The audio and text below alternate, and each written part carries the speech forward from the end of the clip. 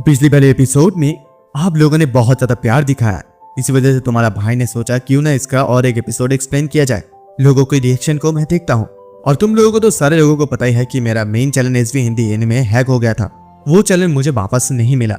इसी वजह से मैं चाहता हूँ कि आप लोग प्लीज मुझे यहाँ पर भरपूर सपोर्ट दिखाए, वीडियो को शेयर करें, सब्सक्राइब करें, कमेंट करें और हो सके तो सुपर थैंक्स या मेंबरशिप्स देकर भी आप लोग मुझे सपोर्ट कर सकते हैं। तो बिना किसी टाइम वेस्ट किए हम लोग एक्सप्लेनेशन की तरफ बढ़ेंगे, क्योंकि अगले एपिसोड में आप लोगों ने देखा था क्या क्या कुछ चीजें हुआ था। अभी अगला एपिसोड जहां से खत्म होता है, ये एपिसोड एग्जैक्ट उसी जगह से हम लोग शुरू करेंगे। तो जैसे कि हम लोगों ने लास्ट एपिसोड में देखा ही था कि टीचर को देखकर वो छोटी सी लड़की वहां से भाग जाती है, लेकिन तभी अचानक से वहीं पर और एक गैंग भी आ जाते हैं। तो वहीं पर जो एक लड़की आई है और उसके साथ कुछ आदमी लोग भी, उनमें से एक लड़की टीचर को देखते ही वो पहचान जाते हैं कि ये टीचर अमीचानी है। लेकिन टीचर जैसी उसे देखते हैं और उसे देखते ही टीचर उसे जवाब पूछने लगता है कि तुम यहाँ पर क्या कर रहे हो इस समय। तभी वो लड़की भी कुछ ऐसे जवाब नहीं दे पा रही थी। इधर टीचर कहती है कि मैं बिल्कुल भी इसे नजरअंदाज नहीं कर सकती हूँ। तभी वो लड़की बताती नाउ प्लीज शांत हो जाइए। वहां पर जो लड़का आया था, टकला वाला लड़का, वो कहता है कि आई एम सॉरी क्योंकि मैंने यहाँ पर थोड़ा बहुत हंगामा कर दी है। तभी टीचर अमीचान उस लड़के से पूछता है कि तुम कौन हो। तभी जो वो लड़का है वो अपना नाम बताता है। मेरा नाम है संजो नोरियुकी। वो बताते हैं कि वो एक ऐसी मैचिंग सर्विस है जो वैसे पैसे वाले एडल्ट लोग होते हैं, यानी कि मेंस लोग, उन लोगों के साथ यंग एनर्जेटिक गर्ल्स की जो है थोड़ा सा मैचिंग कर देते हैं। यानी कि मान सकते हो कि एक मैचिंग ऐप की तरह है जहां पर आप लोग पार्टनर को ढूंढ सकते हैं, कुछ इस प्रकार से। लेकिन तभी उसकी बात को सुनता हुआ टीचर अमीचान गुस्से में आकर बताने लगती है, लेकिन ये जो किड है वो बच्चा अभी भी एक माइनर है और इस चीज में जो है मीडिया भी इस चीज को ऑब्जर्व करते हैं। ये बात को सुनता हुआ टकला सा लड़का बताता है कि हाँ, इस बात से हम भी परेशानी में आ सकते हैं। कृष्णली यानी कि नॉर्मली ऐसे बहुत सारे लोग होते हैं जो लोग ये चीज जानने के बावजूद भी लड़की लोगों को फोर्सफुली होटल के अंदर ले जाने की कोशिश करते हैं। और फिर वही बुरा आदमी को पकड़ते हुए वो लड़का बताता है कि देखिए कस्टमर सेन, ये बिल्कुल भी कोई अच्छा बात नहीं है। लेकिन वहां पर जो कस्टमर था, बुरा आदमी, वो बताता है कि क्या आप लोग ये क्या बात कर रहे हैं, क्योंकि फर्स्ट प्लेस में आप लोगों ने तो यही बताया था, बिल्कुल भी इस चीज को नहीं बताया था कि वो माइनर है। आप लोगों ने तो ये बताया था कि वो एक एडल्ट लड़की है। लेकिन तभी उसकी बात को सुनता हुआ वो लड़का गुस्से में आकर बताता है कि मेरा दिल जो है वो एक बुद्धा जैसा है, सो मैंने डिसाइड किया है कि मैं तुम लोगों को 3 बार मतलब माफ कर सकता हूँ, तो इस बार जरूर अच्छे तरीके से याद रखना। आई सेड कि वो एक हाई स्कूल का स्टूडेंट है, राइट। लेकिन वो बुरा आदमी बिल्कुल भी मानने के लिए तैयार नहीं था और ये मनाने के लिए तैयार होते हैं। तो इसी बात से जो है वो लड़का उस बुरे आदमी को एक जोरदार का पंच मारता है और बताता है चिल्ला कर कि मैं तुझे कहा कि तू इडियट है एक आदमी। और फिर टीचर अमीचान और वहीं पर टीजीओ को भी सॉरी कहते हुए वो आगे की तरफ जाने लगता है और बुरा आदमी को पकड़ते हुए बताता है कि मैं इस बुरा कस्टमर को पुलिस के हवाले करने जा रहा हूँ। लेकिन मिस अमीचान उन लोगों को रोकने की कोशिश करती है, लेकिन बिल्कुल भी वो लोग नहीं रोकते। तभी टीजी अमीचान को ये समझाने लगता है कि देखिए, मुझे पता है कि आप उन लोगों के ऊपर संदेह कर रहे हैं, लेकिन हमारे पास अभी तक कोई भी कॉन्फर्मेशन नहीं है। और टीचर भी उसकी बात को सुनते हुए एग्री करती है और बताते हैं कि हाँ सच है। लेकिन टीचर जाने के वक्त वहीं पर और एक जो लड़की है उसे वो घूरते रहता है। और यहाँ से सीधा सीन शिफ्ट हो गया, हमें अगले दिन का सीन दिखाई जाता है। हम लोग ये देख पाते हैं स्कूल का सीन। वहीं पर क्लासरूम के अंदर वो अन्ना नाम के जो लड़की है वो बताने लगते है कि सरचूट, मैं इस चीज से बहुत ज्यादा सरप्राइज हो गई हूँ कि हसीनो सेंसाई और वो जोनीटर वो होटल स्ट्रीट में क्या कर रहे हैं। कुछ लड़की लोग हंसते हुए कहने लगते कि ऑब्वियसली कि वो लोग कुछ वहाँ पर अजीब सा चीजें भी कर सकते हैं। उसके बाद अन्ना ये बताने लगते हैं, मुझे बिल्कुल भी नहीं लगता है कि अन्ना हसीनो इस प्रकार का कोई भी पर्सन हो सकते हैं। तभी अचानक से एक लड़की जो है पे ट्यूब के एक लाइव स्ट्रीम के बारे में बात करती है कि कल उन्होंने जो है उस स्ट्रीम को देखा था और वो से वो चीज बहुत ज्यादा अच्छा लगा, क्योंकि वहाँ पर कुछ नए कॉस्मेटिक्स आइटम को लॉन्च किया जा रहा था। लेकिन तभी और एक लड़की उस बारे में बात करती है कि तुम अगर इसे लगाते हो फिर भी तुम्हें जो है अगले ही लगेंगे। लेकिन तभी एक लड़की ये भी बताने लगती है कि देखो, ये जो कॉस्मेटिक्स होता है वो डिफरेंट पर्सन के लिए कुछ डिफरेंट सा होता है। मुझे लगता है कि तुम जैसे इस्तेमाल करके तुम्हें शूट करते हैं, तुम्हें उस प्रकार का कॉस्मेटिक्स को इस्तेमाल करना चाहिए। लेकिन यहाँ पर अन्ना के बारे में बात करने लगती है सभी लड़कियां लोग कि तुम अपने चेहरे पर कोई भी कॉस्मेटिक्स को क्यों ना इस्तेमाल करो, तुम जो कोई भी इस्तेमाल करोगे तुम्हें वही शूट करता है। मतलब वो लड़के लोग अन्ना से थोड़ा बहुत जलने भी लगते हैं क्योंकि उसका स्किन इतनी ज्यादा खूबसूरत है और वो देखने में भी।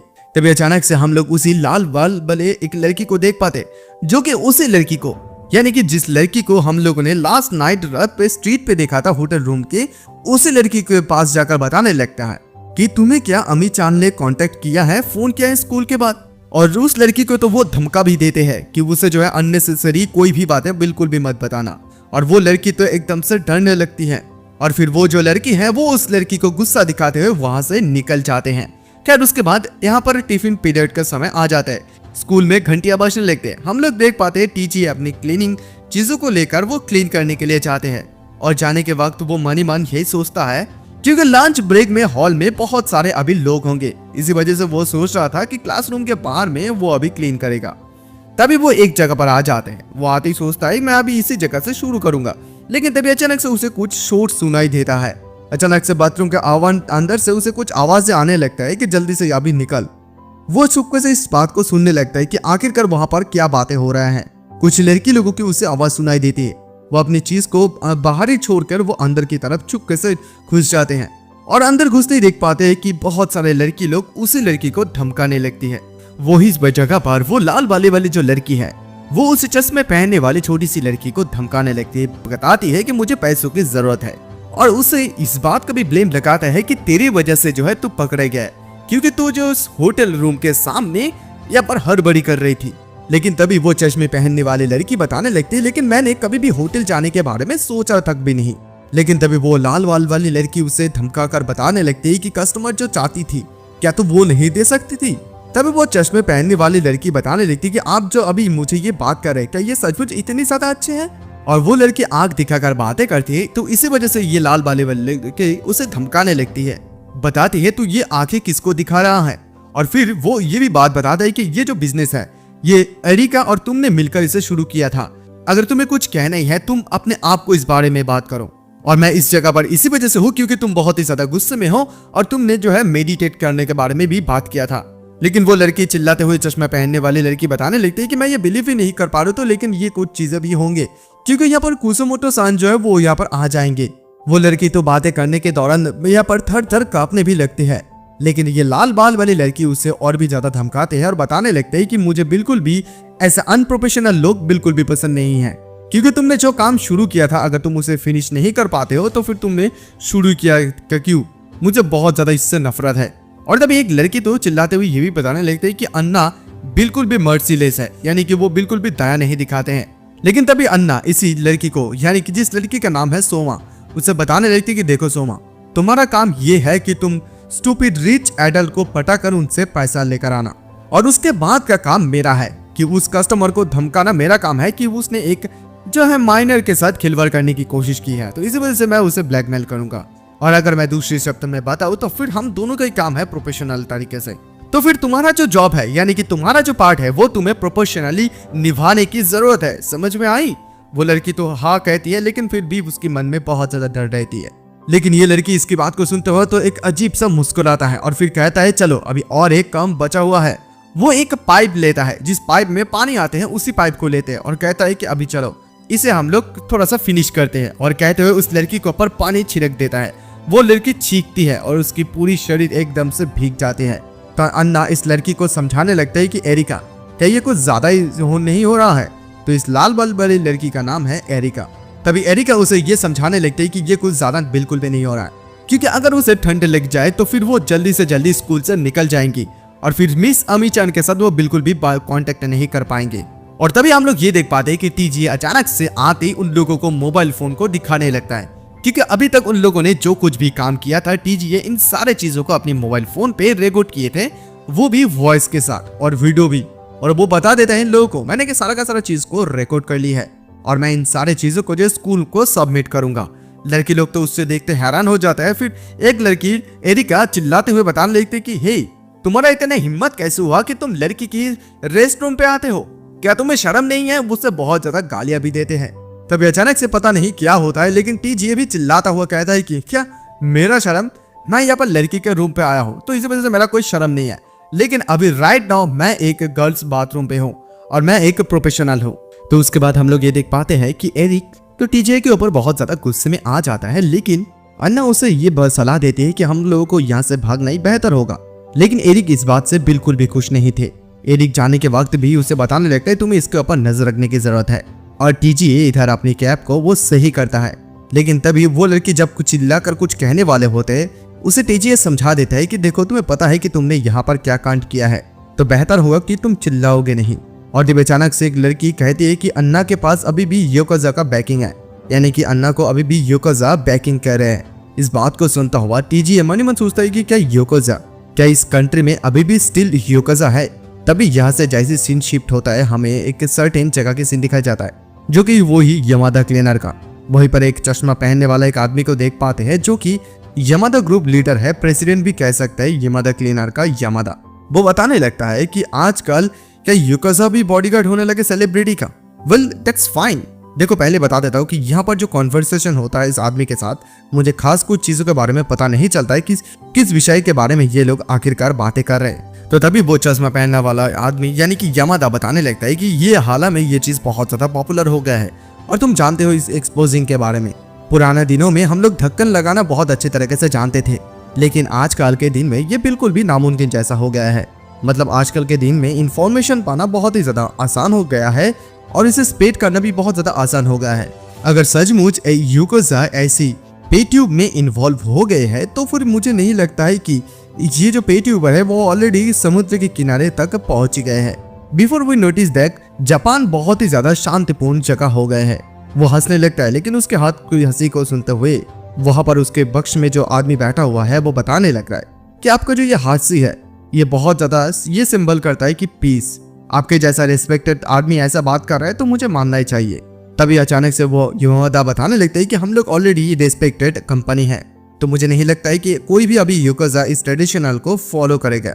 इस बात को सुनते वो चश्मा पहनने वाला आदमी कहता है कि मैं बहुत अच्छी तरीके से इस चीज को समझ गया हूँ। Thank you very much for your cooperation president Yamato. खैर यहाँ से सीधे सीन शिफ्ट हो गया, हमें स्कूल का दोबारा से सीन दिखाया जाता है। हम लोग देख पाते हैं टीचर वो अपनी ड्रेस को देते हैं उसी लड़की को सोमा को पहनने के लिए। सोमा उस ड्रेस को पहनते हुए बाहर निकलने लगती है, लेकिन इधर टीजीए मन ही मन सोचने लगता है कि अन्ना के पास अभी भी याकुजा का बैकिंग है। उस बात को वो सोचने लगता है ये तो मेरे लिए एक सिंपल मैटर हो सकता है, जब मुझे अभी इस चीज के बारे में सोचना चाहिए, बट मुझे नहीं लगता है कि इस मोमेंट में मैं अभी उस चीज के बारे में बिल्कुल भी सोचूं। वो पीछे वो सी चश्मा पहनने वाली लड़की यानी कि सोमा को देख पाते हैं। सोमा को उसकी जैकेट देता है। सोमा उसे शुक्रिया अदा करते हैं उसकी जैकेट की वजह से।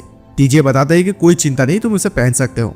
और फिर टीजे उससे ये भी पूछता है कि अभी तुम कौन सी क्लास में हो, क्या तुमने कुछ और क्लोथ्स के लेकर आए हो। तभी सोमा बताने लगता है कि मैंने अपने साथ कोई भी दूसरे कपड़े को नहीं लेकर आया हूँ, मतलब मेरे लिए कोई भी जगह नहीं है जिस जगह पर मैं चाहूँ। मतलब वो ये बात करते हैं कि उसके रहने के लिए भी सही जगह नहीं है। तभी टीजे उसकी हालत को देखते हुए उसे समझा देता है कि देखो जब तक मैं यहाँ पर क्लीनिंग कर रहा हूँ तुम मुझे आसानी से सब कुछ फ्रीली बता सकते हो, कोई भी यहाँ पर अंदर नहीं आ सकता है। तभी वो लड़की बताने लगती है कि क्या तुम मुझे बिल्कुल भी डांटोगे तो नहीं ना। टीजे उसे समझा देता है कि देखो मैं तुम्हें क्यों डांटूंगा, क्योंकि मैं तुम्हारे सिचुएशन के बारे में आफ्टर ऑल कुछ भी चीजों को नहीं जानता हूँ, तो मैं तुम्हें खामोखा क्यों ही डांटूंगा।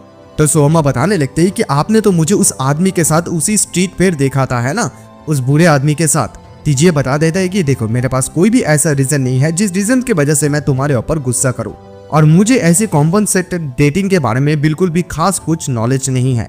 सोमा इस बात को सुनते हुए हैरान हो जाती है और फिर वो धीरे धीरे हंसने भी लगते हैं और बताते हैं कि तुम सचमुच बहुत ही ज्यादा एक स्ट्रेंथ एडल्ट हो। और फिर सोमा जो है उसे इस चीज के बारे में बता देते हैं कि ये एक पैसा बनाने का तरीका है, जिसे इनडिसेंट तरीका भी कह सकते हैं हम लोग। टीजे उससे पूछता है कि क्या तुम्हें पैसों की जरूरत है।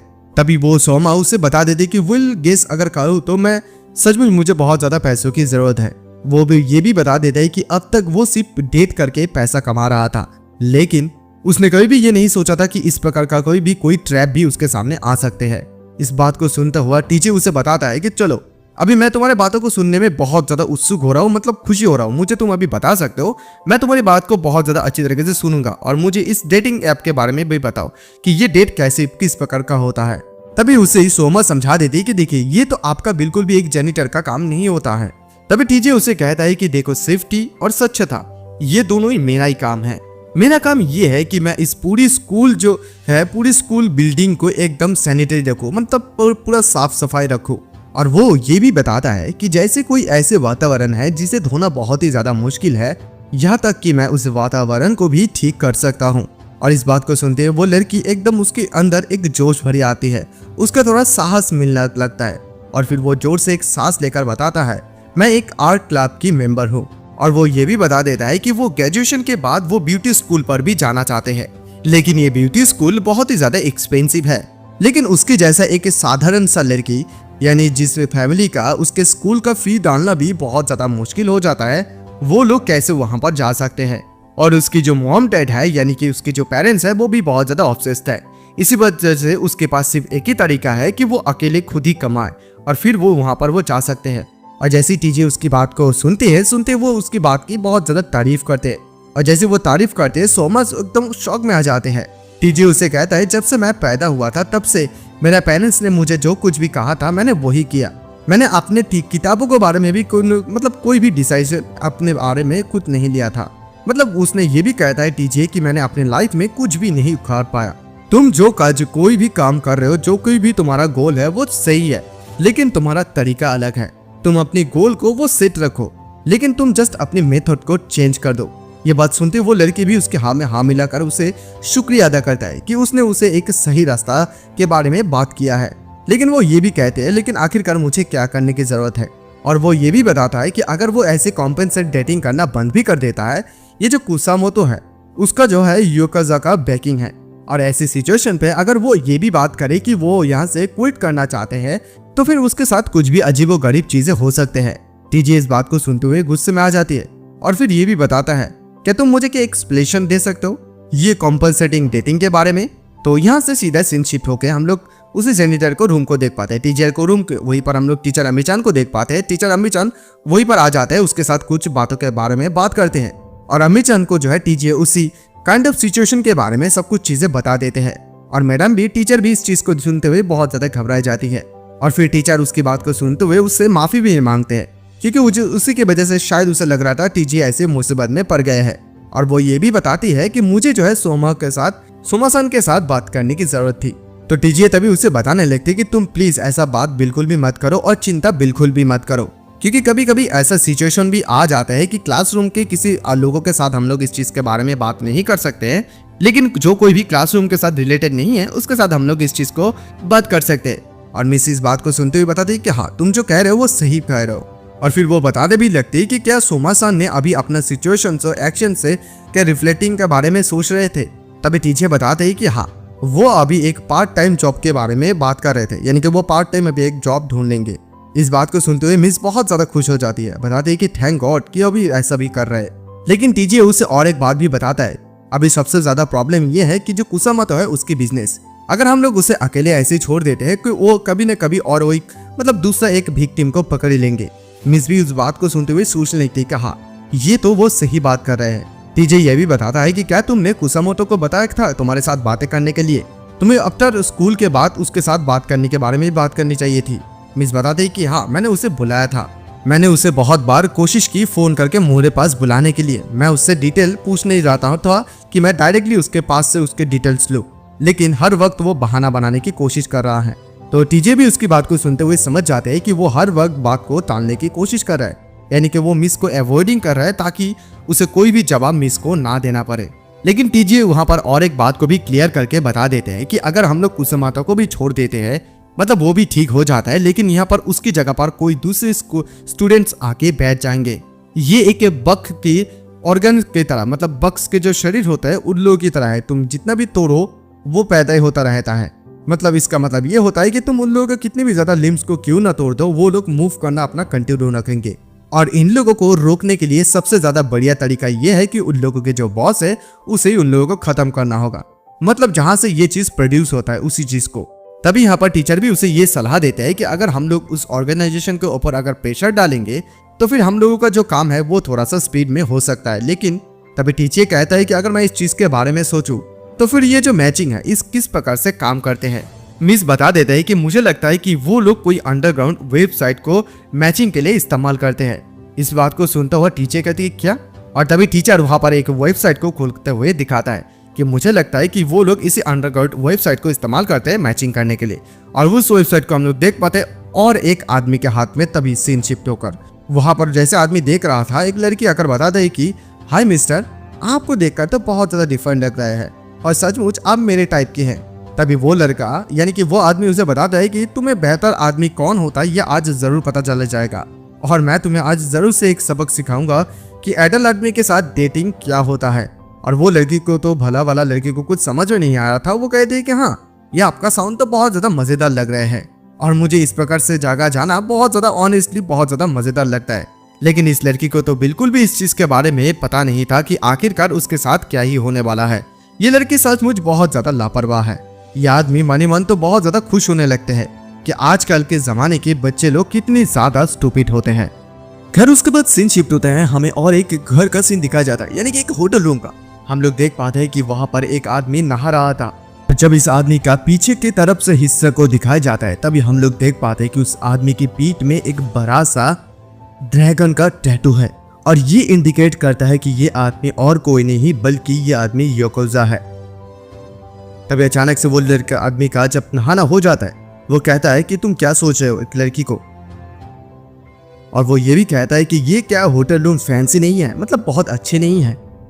तभी वो लड़की जो है वो बताने लगती है कि हाँ ये तो बहुत ही ज्यादा अच्छी है, क्योंकि मैंने कभी भी इस प्रकार की प्लेस में बिल्कुल भी नहीं आई थी।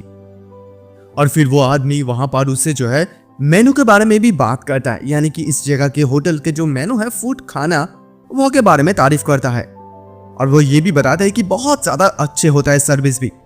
वो लड़की बताने लगती है सुनते हुए कि तुम तो बहुत सारी चीजों को जानते हो, और लड़की ये भी कहती है कि तुम बहुत ही ज्यादा उधार प्रकार के आदमी हो, बहुत ज्यादा उधार, क्योंकि उसे बहुत सारा पैसा भी उस आदमी ने दिए थे। वो आदमी कहते कि कोई बात नहीं, क्योंकि यहाँ पर तुमने मुझे मैंने जो कुछ भी चाहा तुमने वो सारा का सारा चीजों को करने के लिए दिया गया, तो ये फेयर है ना। तभी वो लड़की बताने देती कि आपकी लाइन तो बहुत ज्यादा स्लेजी है, क्या होगा अगर मैं आपको रिकॉर्ड करती तो वो आदमी यानी कि वो याकुजा बताता है कि अगर तुम मुझे रिकॉर्ड भी करते मैं कोई भी बात को माइंड नहीं करता। और फिर वो जाने के समय उसे कुछ और भी पैसा देकर जाता है जो कि होटल का रेंट है। ये कहते हैं वो आगे की तरफ जाने लगता है। तभी वो लड़की बताने लगी कि चलो हम लोग दोबारा से ये काम दोबारा से करेंगे, और भी कहते कि ठीक है तुम अभी यहाँ से जा सकते हो। और वो जैसे याकुजा बाहर निकलता है अब आसपास उसके सामने बहुत सारे आदमी को देख पाते जो लोग एक घिनौनी हंसी देने लगते हैं। तभी याकुजा उन लोगों को देखते हुए बताने लगता है कि मैंने तो यहाँ पर कुछ चीजों को कुछ चीज याद नहीं है कि मैंने कुछ चीजों को ऑर्डर भी दिया या था नहीं। तभी वहां पर जो एक आदमी आया था टकला वाला, वो बताने लगता है कि तुमने तो ये चीज किया है, यानी कि वो वीडियो रिकॉर्डिंग दिखाया था जो उस लड़की ने फोटो तस्वीरें उसके साथ लिया था वो सारे चीजों को। और इस चीज को देखते हुए याकुजा नाटक करने लगता है। वो कहते कि अरे बाप रे, मुझे तो बिल्कुल भी पता नहीं था कि ऐसे एज में भी मुझे ऐसे उम्र में भी ऐसे तस्वीरें दिखना होगा, ये कितनी ज्यादा दयनीय है, मुझे लगता है कि मैं अभी रो दूंगा। मतलब वो बहुत ज्यादा जैसे नाटक करता है तभी कुछ लड़के लोग आके उसे पकड़ लेते हैं और बताता है कि हे हमारे साथ खिलवाड़ करने की कोशिश बिल्कुल भी मत कर। तभी वहां पर वो टकला वाला बंदा उसे कहता है कि मैं चाहूंगा कि आप मेरे साथ थोड़े समय के लिए आए। तो ये दोनों बंदे याकुजा को पकड़ कर रखा होता है। तो याकुजा बताता है कि हे देखो मैं भाग कर नहीं जा रहा हूँ, मुझे छोड़ सकते हो तुम लोग। फिर हम लोग देख पाते हैं उसी याकुजा को जो है एक होटल पर लिया जाता है, और पीछे हम लोग जो है टीजीए को देख पाते हैं जो कि अपनी कैप को ठीक करते हुए यही सोचने लगता है कि अभी हिमेदेरा वो एक्टिंग में सचमुच बहुत ही ज्यादा माहिर है। और हम लोग देख पाते हैं टीजे भी जैसे उस जगह के अंदर चले जाते हैं एक लड़का उसे देखते हुए रोकता है, कहते कि हे। तभी टीजे उसे कहते हैं कि मैं यहाँ पर क्लीन करने के लिए आया हूँ। लेकिन तभी वो लड़का उसे कहता है कि तुम्हारा जो ये यूनिफॉर्म है ये तो रेयोको से गैंग से कोई भी कनेक्टेड नहीं है ना, मैं तुम्हें वैसे भी पहचान नहीं पा रहा हूँ कि मैंने ऐसा कोई भी कंपनी के साथ कॉन्ट्रैक्ट किया भी हूँ। और जैसे टीजी इसकी बात को सुनते ही वो माने मन ये सोचता है कि आखिरकार मैं इसका क्या ही कर सकता हूँ। और फिर वो बहुत समय सोचने के बाद उसी लड़के का ड्रेस को देखता है जो कि वो पहना हुआ होता है, उस पे लिखा था कि प्ले साउंड। और फिर उसे दिमाग में कुछ आइडिया ट्रिक होता है और वो उसी बंदे को ढेर कर देता है, और ढेर करने के साथ साथ उसी बंदे के कपड़े को पहन लेता है। हालांकि इसके ऊपर परफेक्ट साइज तो नहीं होता है लेकिन हो जाता है। तो अभी सबसे पहले वो ये मानने की कोशिश कर रहा है कि कहां पर कितनी ज्यादा एनिमी है और कौन से रूम पे है। खैर उसके बाद वो ऐसी आसपास रूम से गुजरने लगते हैं और वो आवाजें सुनने लगते हैं कि रूम के अंदर क्या ही आवाज हो रहा है। एक 201 नंबर रूम पर आते हैं, वहीं पर आगे कुछ ऊंचे गाना सुनाई देता है। तो वो सोचने लगता है कि ये तो कमरा मतलब ये कस्टमर है। और फिर 202 रूम पर जाते हैं, वहीं पर एक लड़का और लड़की आपस में बातें करने लगते हैं कि तुम्हारा वॉइस बहुत ज्यादा सेक्सी है और नेक्स्ट चीजें करने के लिए हम तो बहुत ज्यादा एक्साइटेड है। और टीजीए जैसे इस बात को सुनते हैं उसे समझ में आ जाता है कि ये भी कस्टमर है। लेकिन 203 नंबर रूम पर जाते हैं जब भी वो उसे एक लड़की की आवाज सुनाई देती है, जहाँ पर एक लड़की बता रही होती है मेरी एक बॉयफ्रेंड है। लेकिन तभी वहाँ पर जो लड़का रहता है वो उस लड़की को थोड़ा सा कहता है कि कम ऑन यार, मैं तुम्हें एक बहुत बड़ा बैग खरीद कर दूंगा। और लड़की जैसे इस बात को सुनती है वो सुनते राजी हो जाता है और फिर वो लोग वहाँ पर कुछ करना शुरू कर देता है आपस में।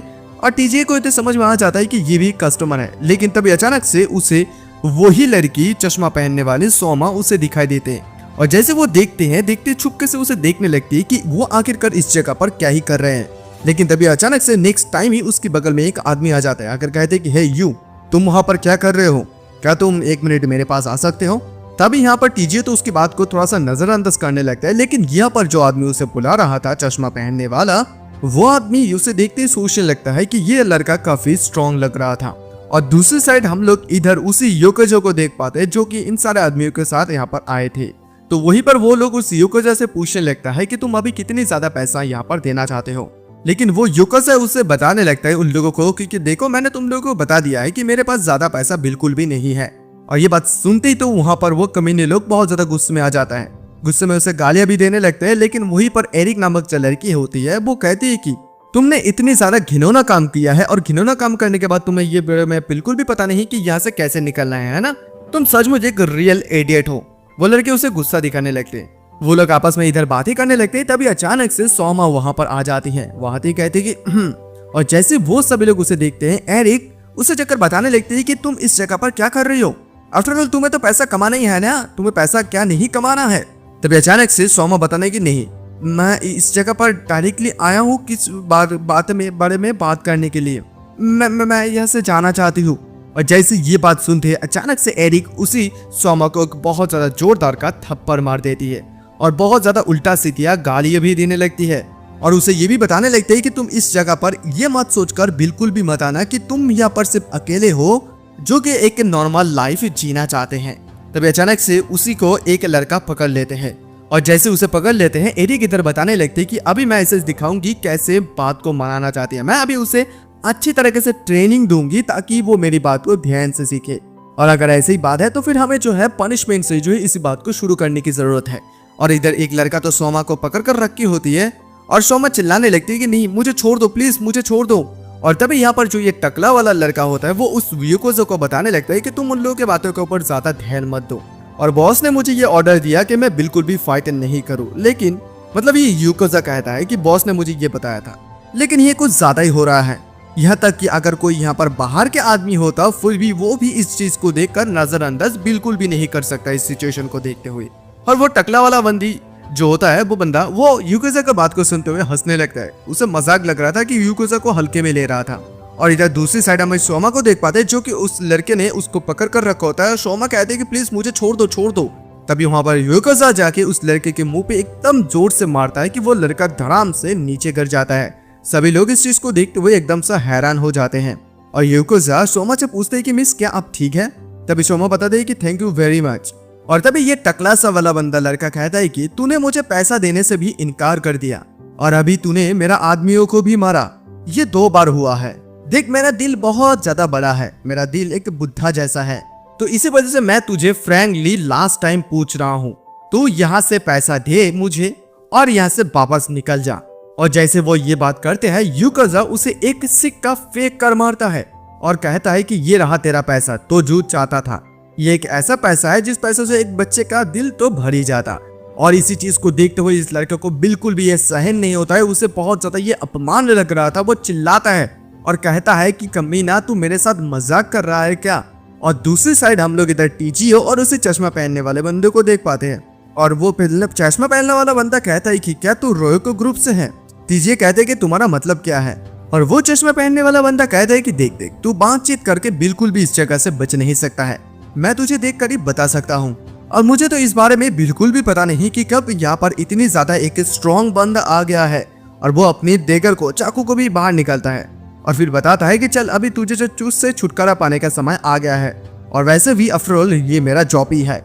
ये कहते हुए वो अपने तलवार को लेकर टीजी की तरफ बहुत ज्यादा तेजी से बढ़ने लगता है। और टीजी इधर उसी चीज को देखते हुए मन ही मन सोचने लगती है कि विल अभी बहुत लंबे समय हो गया है जब से ऐसी सीरियस फाइट बिल्कुल भी नहीं हुआ है। उसके बाद हम लोग ये देख पाते हैं वहां पर जो लड़का उसे मारने के लिए आए थे टीजीए को, वो अचानक से रुक जाते हैं और रुकते हुए वो मन ही मन आखिरकार सोचने लगता है कि ये बंदा, मैंने अपना नाइफ को उसकी आंखों के सामने पॉइंट किया, उसके बावजूद भी वो हल्का सा भी डरा नहीं।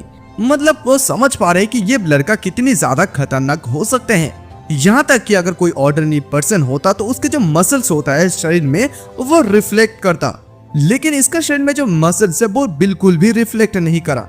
और वो ये भी नोटिस कर पा रहा है टीजीए कितनी ज्यादा शांत तरीके से अभी भी खड़ा हुआ है, लेकिन उसे ये लगता है कि ये लड़का बहुत ज्यादा अच्छे फाइट में होंगे।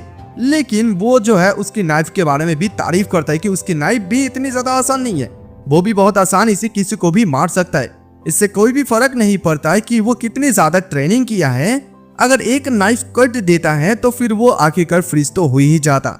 वो अपनी नाइफ को अपनी उंगलियों में घुमाता है और फिर वो मन ही मन सोचता है चलो एक बार कोशिश करके तो देख लेते हैं।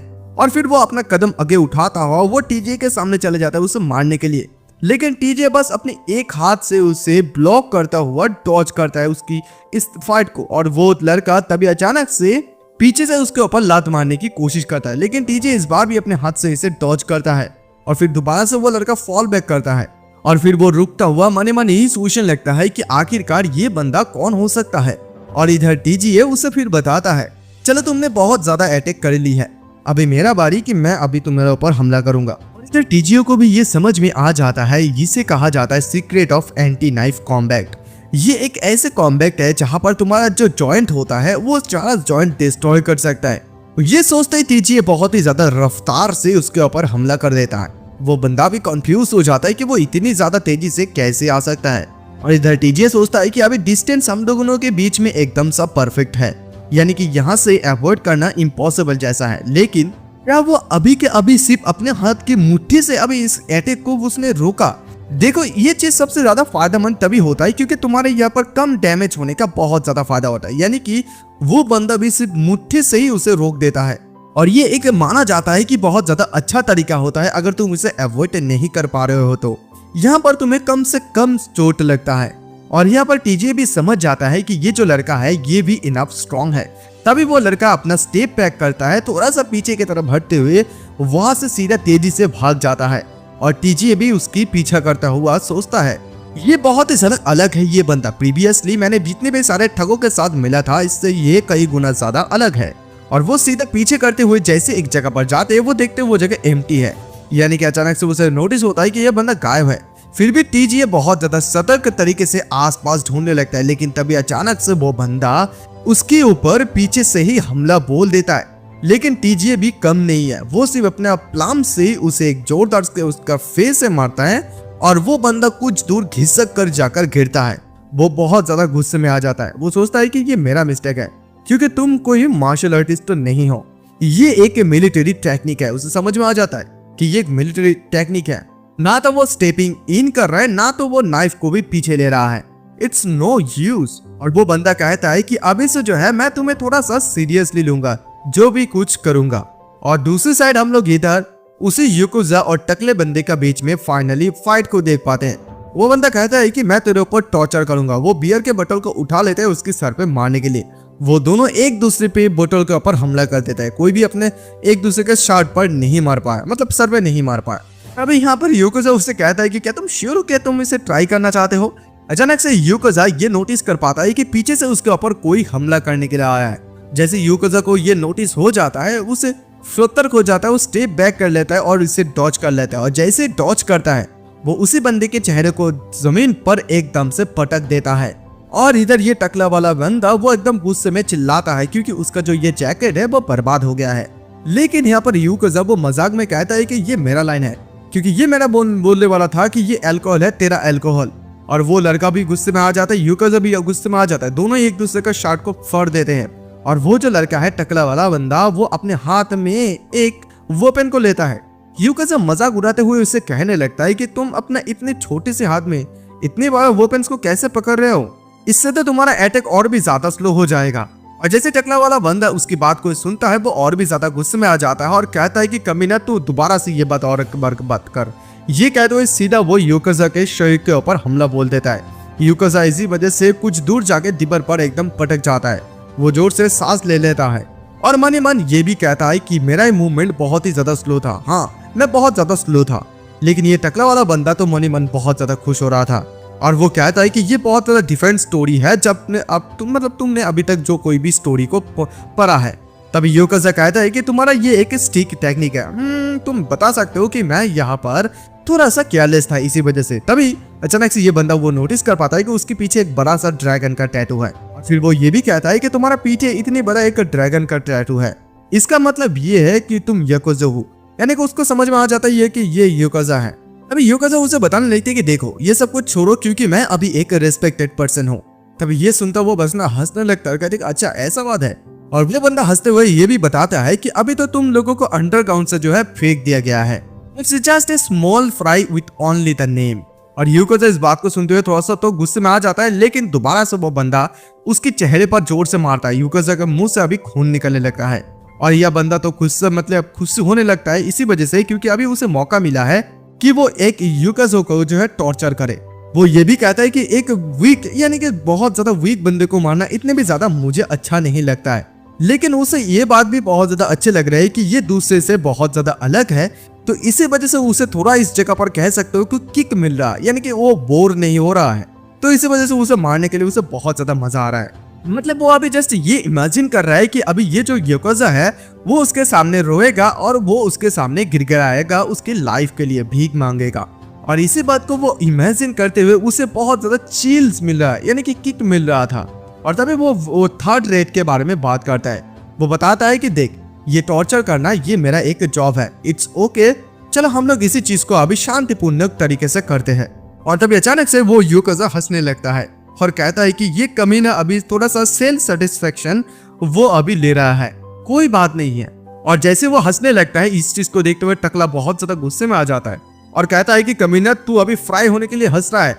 वो बहुत ज्यादा गुस्से में आकर याकुजा के सर पे बहुत ज्यादा जोरदार से मारता है, यानी कि उसके बल के सर के ऊपर। सभी लड़कियां लोग भी वहां पर मौजूद रहती है, वो लोग भी इस चीज को देखते हुए हैरान हो जाती है।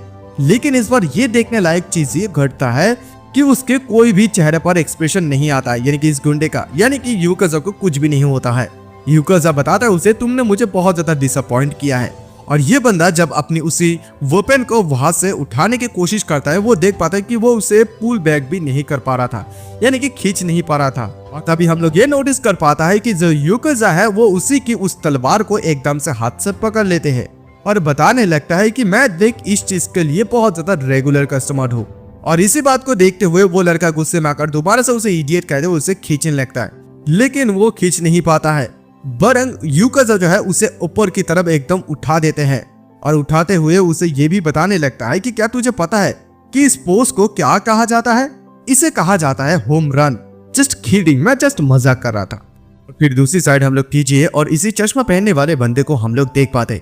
ये लोग जब फाइट करने वाले होते अचानक से उन लोगों के सामने से दरवाजा तोड़ते हुए वो ही टकला वाला बंदा नीचे गिर जाता है और वो दोनों एक दूसरे को देखने लगते हैं। और तभी हम लोग जो है याकुजा को भी बाहर आते हुए देख पाते हैं। तो जैसे याकुजा बाहर निकलता है वो जो है टीजीओ को देखते ही बताने लगता है कि क्या तुम इस चश्मा पहनने वाले बंदे को जानते हो? याकुजा बताता है कि नहीं, मैं इसे बिल्कुल भी नहीं जानते हो। तो वो बताता है अच्छा तो फिर तुम नहीं जानते हो। और ये चश्मा पहनने वाला जो बंदा होता है वो उस टकले लड़के को देखते हुए समझ जाते हैं कि ये जो है रोयको ग्रुप संजो नोरियुकी है। और इधर टीजे इसे बता देता है कि ये जो लड़का है ये बिल्कुल भी रोयको कंपनी से नहीं है। तो तभी वो जो है उसे याकुजा यानी कि यमादेरा को बताने लगता है कि यमादेरा सन आपके कपड़े पर क्या हुआ, यानी कि अपना कपड़ा कहाँ गया? तभी वो भी उसे दूसरे सवाल पूछता है कि मैं तुम्हारे बारे में बात करूंगा, तुम्हारा ये आउटफिट कब से ये हो गया? तभी टीजे उसे कहता है कि मैंने इसे उधार लिया है बिकॉज मुझे घुसने के लिए ये नेसेसरी पहनना ही पड़ा। दो के बातों के बीच में ये जो चश्मा पहनने वाला बंदा होता है उसे कुछ समझ में नहीं आ रहा था और तभी अचानक से टीजे उसकी तरफ नजर देते हैं और देते हुए वो सोचने लगता है अभी इसका जो वायलेशन था वो कहाँ पर गायब हो गया, यानी कि बहुत ज्यादा बंदा शांत हो गया। तभी वो चश्मा पहनने वाला बंदा कहता है कि अचानक से ये मतलब जो अब यानी कि जो चेंज होता है क्लाइमेट्स वो चेंज हो गया इसी वजह से। और फिर वो ये भी कहता है कि क्या वो इसी जगह का बॉस है, क्या मैं उसके साथ थोड़ा बहुत बातें कर सकता हूँ? वो यमादा-सान को बताने लगता है। यमादा-सान बताता है उसे तुम थोड़ा रुको, मैं पहले उसके साथ कुछ बातचीतें कर लेता हूँ, उसके बाद तुम जो कुछ भी करना है उसके साथ कर लो। सबसे पहले तो मैं ही जाऊंगा। और ये सुनता हुआ बंदा भी कहता है ठीक है जा सकते हो, तुम्हारे जितना समय लेना है तुम ले लो, उसके बाद मैं ही जाऊंगा। तो वो भी ये मतलब बताता है कि ठीक है, और वो जाते ही सबसे पहले एक जोरदार का लात मारता है उस बंदे को। लात मारते हुए सिर्फ घुसा भी मारने चाहता है और फिर कहता है कि तूने जब कुछ यहाँ पर जो जॉब करना शुरू किया है उसके बारे में मुझे बताना शुरू कर दे। इससे पहले भी मैंने तुझे जैसे बोला था। वो बंदा तो बिल्कुल भी बोलने के लिए तैयार नहीं होता है, और जैसे वो तैयार नहीं होता हम लोग यमादा को देख पाते हैं जो कि बहुत ही ज्यादा बुरी तरीके से इसे पीटने लगता है। वो सभी लोग इस चीज को देखते हुए हैरान हो जाता है कि आखिरकार एक आदमी इस बंदे को ऐसे कैसे पीट सकता है। और यमादा सन बताने लगता है कि क्या अभी बातें करने का तुम मूड पे है, लेकिन वो मूड पे नहीं होता है। इस वजह से यमादा उसे बहुत ही ज्यादा जोरदार कर से पंच लगातार कंटिन्यूअसली मारता रहता है। और उसे देखते हुए ये दोनों सोचने लगते हैं कि ये जो ऐसा आदमी है उसका कोई भी फियर नहीं, कोई भी डर नहीं है, कुछ भी नहीं है एट ऑल। मतलब उसे देखकर ऐसा तो लग रहा है कि वो फैक्ट्री में कोई जॉब करता है, इंडिपेंडेंट और इमोशनलेस, और वो शांति से बैठे भी हुए है। मतलब मान लो जैसे कि एक वायलेशंस के मशीन हो। मतलब वो बहुत ज्यादा बुरी तरीके से उसे पीट देता है, खून ही खून चारों तरफ होता है। और तभी यमादा सन उसे बंदा को बताने लगता है ठीक है चल मैं तुझे एक ऑप्शन देता हूँ, तू अपना राइट हैंड की जो फिंगर्स होते हैं उसे कटवाना चाहता है या राइट पैर की जो उंगलियां है तो उससे कटवाना चाहता है, अभी तेरे ऊपर डिपेंड करता है, तू कौन सा कटवाना चाहते है। ये सुनता हुआ तो वो बंदा चिल्लाने लगता है, कहते कि यही आखिरकार याकुजा होता है। और उसके बाद सीन शिफ्ट होता है, हम लोग देख पाते हैं कि वो लोग मिलकर इन सारे लोगों को एक जगह पर बैठाकर घुटने का बल रखते हैं और फिर इन लोगों से यमादा सन बताने लगता है तो फिर तुम लोगों ने जो है यही पर बिना किसी ऊपर से अप्रूवल लिए हुए ऐसे बिजनेस को, डेटिंग बिजनेस को कर रहे हो, और वैसे भी तुम्हारा रियोको कंपनी का जो बेस है वो यही है। और तभी वो बंदा चिल्लाते हुए बताने लगता है कि तुम मुझसे इससे ज्यादा बिल्कुल भी मत पूछो, अगर मैं तुम्हें इससे भी ज्यादा कुछ बता दूंगा तो ऊपर से वो बंदा मुझे बिल्कुल भी नहीं छोड़ेंगे, वो मुझे मार डालेंगे। तभी इस बात को सुनता बस यमादा सन बताता है तो फिर क्या हम लोग भी शुरू करें, चलो मैं भी शायद फिंगर से शुरू करते हैं, ठीक है चलो। और जैसे वो ये बात करता है ये लड़का एकदम से डर सा जाता है, डरते हुए डर के मारे बताने लगती रुको रुको रुको रुको ठीक है मैं बताता हूँ। वो जो जगह है वो टाउन के बाहर है और वो एक फार्म है। यमादा को बिल्कुल भी समझ में नहीं आ रहा था कि एक फार्म के बारे में बात कर रहा है। वो बताता है कि हाँ वो बाहर से तो देखने में एक ऑर्डिनरी फार्म जैसा है, लेकिन हम लोगों ने कुछ भी गलत नहीं किया है।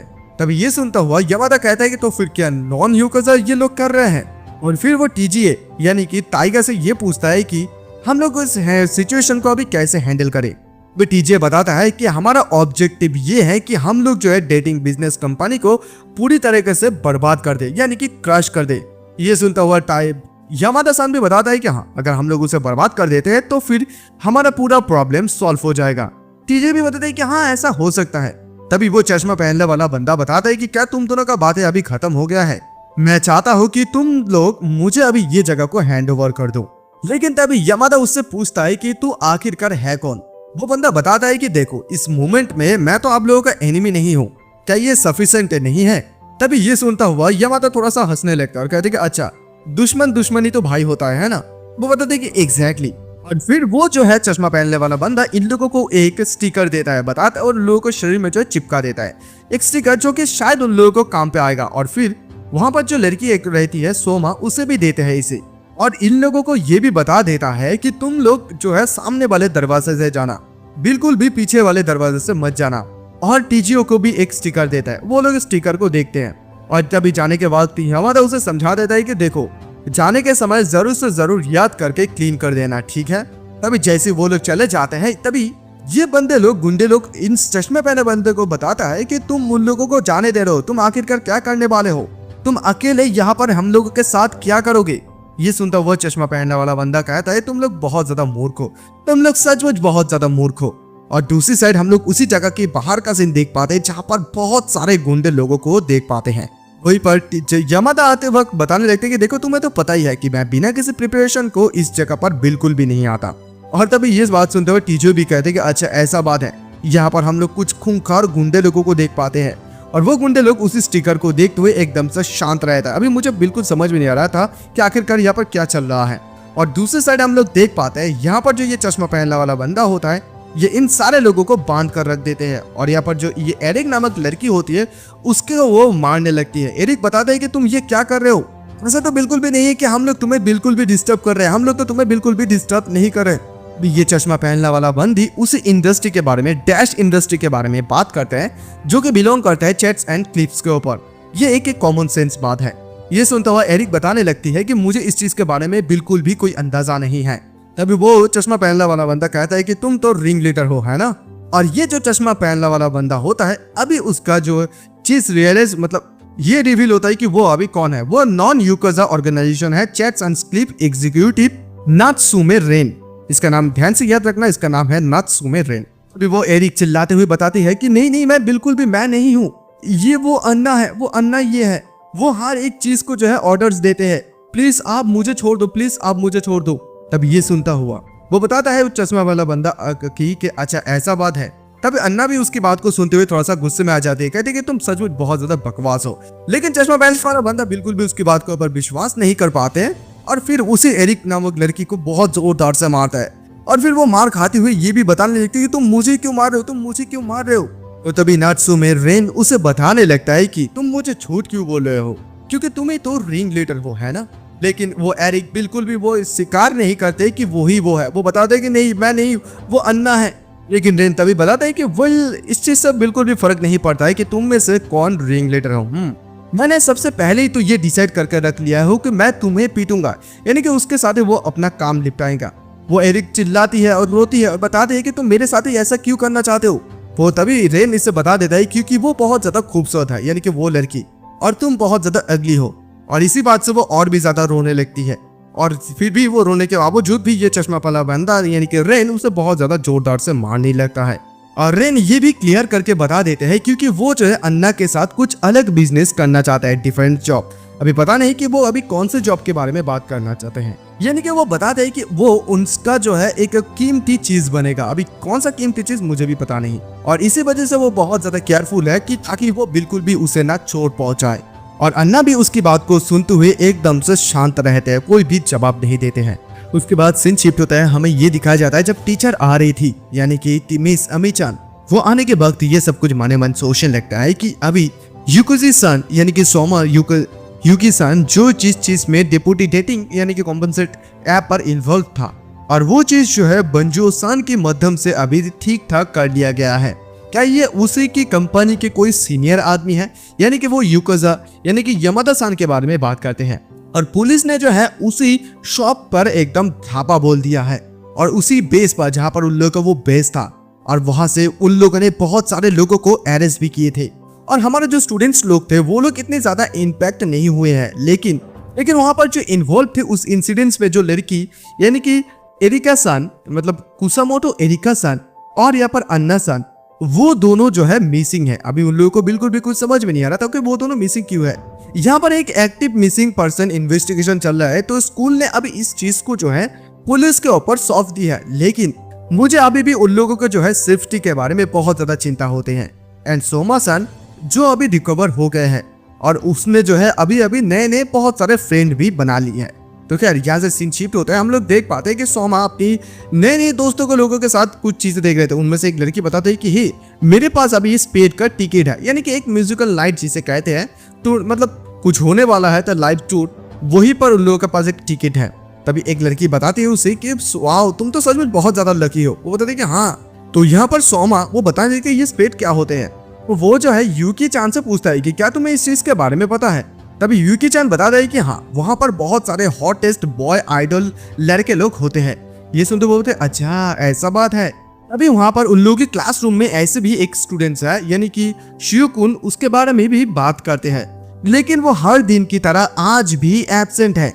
ये सुनता हुआ सोमा बताती क्या सचमुच। वो बताती क्या तुम नहीं जानते उसके बारे में।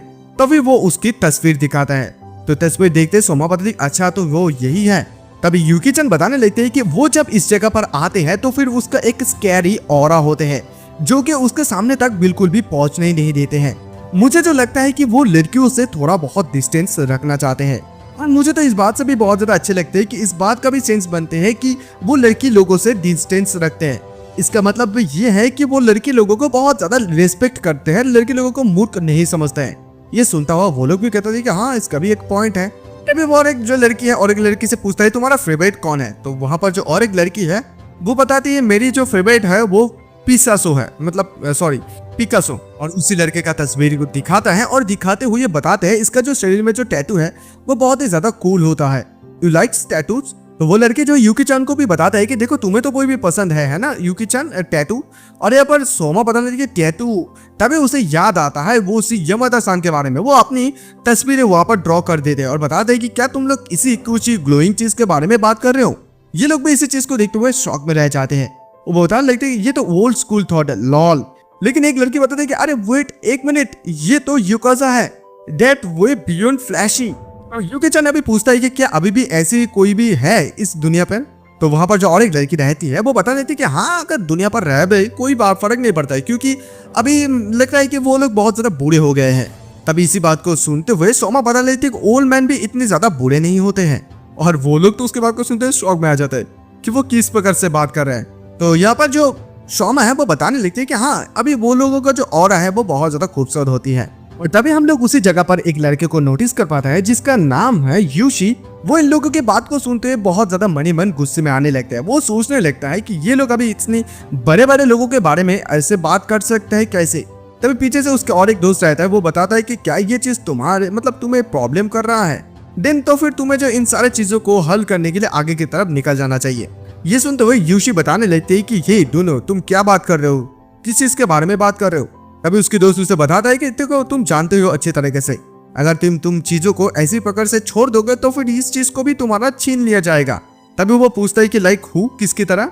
वो तभी बताता है कि लाइक द जेनिटर की तरह। तभी वो गुस्से में आता है, लेकिन पीछे और एक लड़का कहता है कि ओके ओके तुम लोग शांत हो जाओ, जस्ट तुम लोग इस तानाबे लव मास्टर के ऊपर इन सारी चीजों को छोड़ दो, मैं तुम लोगों को कुछ अच्छे एडवाइस दूंगा। तो ये बात सुनते उसके और एक दोस्त उसे चिढ़ाने लगता है कि मैन तुम्हारा कोई गर्लफ्रेंड नहीं है, तुम हमें क्या बताओगे। तो यहाँ पर जो यूशी है वो भी उसे बताता है। तभी वो लड़का गुस्से में आकर कहता है कि शट अप, क्या तुम लोगों ने कभी भी किसी लड़की के साथ घूमा है। मैंने घूमा है, यानी कि वो बताता है कि वो जब एलिमेंट्री स्कूल में था तब उसने एक बार एक लड़की के साथ घूमा था। ये सुनते ही तो वो दोनों बंदे एकदम शौक में आ जाता है, कहते कि तुम हमारे करीब भी मत आओ। खैर वो बताते कि एनीवे, वो लड़का बताते कि देखो यहाँ पर रोमांस के ट्रिक बहुत ही ज्यादा सरल होता है, सिंपल होता है। सबसे पहले तो तुम्हें जो है उसके साथ कांटेक्ट बनाने की जरूरत है, उसके साथ गेट टुगेदर होना है, यानी कि उसके साथ बहुत ज्यादा बातें करना होता है, और इसे ही तो रोमांस कहा जाता है।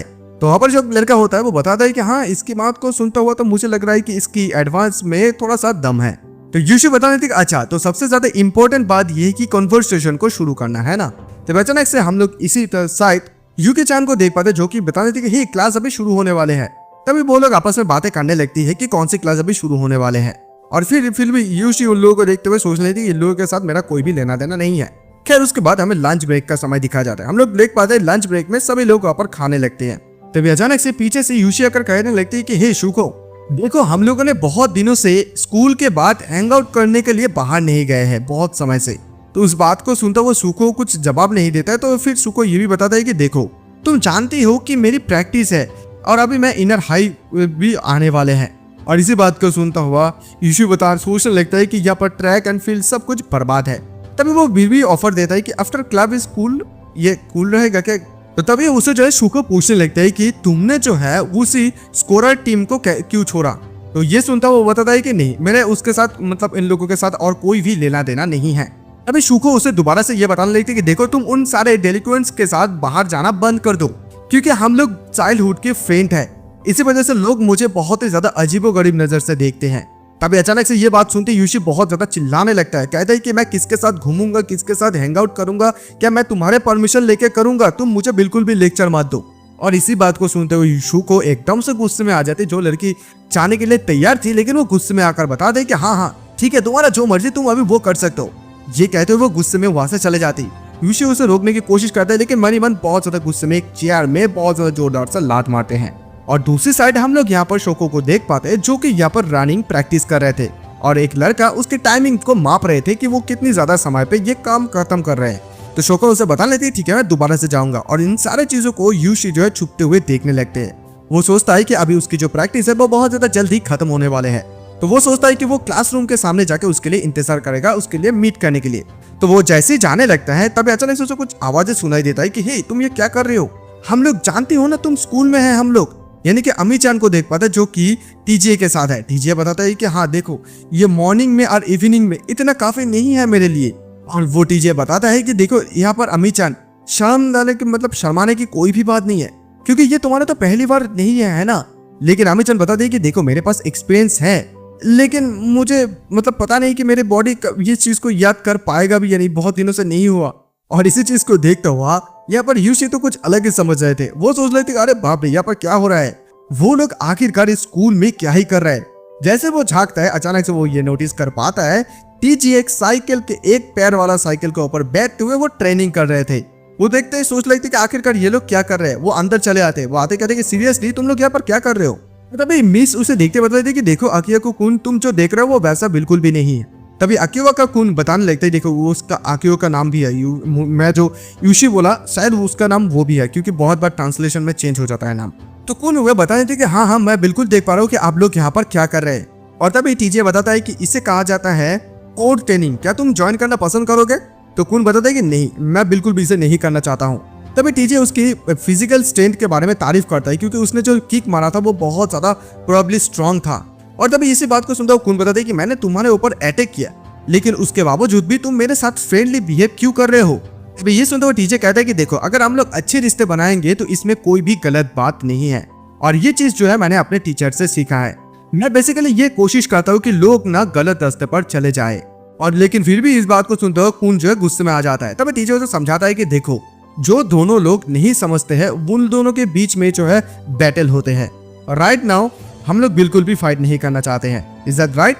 वो तो ठीक है, वो गुस्से में आ जाता है, कहता है कि नहीं मैं बिल्कुल भी तुम्हारे साथ बात नहीं करना चाहता हूँ। तो ये सुनते हुए टीचर कहते हैं कि ठीक है तो फिर तुम यहाँ पर क्या कर रहे हो, तुम यहाँ से चले जाओ। ये सुनते हुए वो सोचता है कि सचमुच मैं यहाँ पर सचमुच क्या कर रहा हूँ। और फिर कहता है कि ठीक है मैं जा रहा हूँ। वो टीचर उसे कहते हैं कि ठीक है तुम सेफली घर वापस जाना। और वो जाने के बाद सोचने लगता है कि सचमुच क्या वो किक मेरा बहुत अच्छा था। तभी वो बचपन के कुछ यादें याद करने लगता है, जहाँ पर वो फुटबॉल में बहुत ज्यादा अच्छा था, वो बहुत ज्यादा अच्छे तरीके से गोल मारते थे। लेकिन इन सारे चीजों को सोचने के बावजूद उसे एक ही चीज अच्छा लगता है कि वो जिन सारे इडियट को तंग करते हैं वो चीज उसे बहुत ज्यादा कंफर्टेबल लगता है। और किसीमा भी वहां पर है तो वो किस बात का तनाव है। और जो रॉय को ग्रुप है उसका सीनियर भी उसे बहुत ज्यादा अच्छी तरीके से ट्रीट करता है। It's totally the best. तभी अचानक से उसके मोबाइल पे फोन आता है। वो देख पाता है कि किसीमा सेम्पाई के फोन आता है। वो जैसे फोन पकड़ता है उस साइड से कहते हैं कि यो देखो इस वीकेंड में पार्टी है, तुम आपको आना ठीक है। तो कुन बताते कि हाँ मैं जरूर से जरूर आऊंगा, ये चीज तो मुझे याद दिलाया। तभी वो बताते कि देखो मैंने सुना है कि तुम सेकेंड ईयर के एक बहुत अच्छी खूबसूरत लड़की के साथ घूम रहे हो, उसका नाम है हरिको शुको, क्या है ना वो, तुम उसे भी फोन करके बुलाना। और देखो बहुत दिनों से मेरे पास कोई लड़की गेस्ट आए नहीं है, मैं इन सारे लोग लड़कियों से बोर हो चुकी हूँ, है ना, ये सभी लोग टूट चुकी है, क्या ये ठीक रहेगा, क्योंकि आफ्टर ऑल हम दोनों तो दोस्त हैं, है ना। और इसी बात को सुनता हुआ कुन तो कुछ बात नहीं कर पा रहे। तो गाइस अगला एपिसोड में क्या होने वाला है तो ये बहुत ज्यादा और भी ज्यादा मजेदार है। अगर आप लोगों को पसंद आए तो लाइक कमेंट शेयर सब्सक्राइब कर देना। मिलेंगे नेक्स्ट एपिसोड में, तब तक के लिए बाय।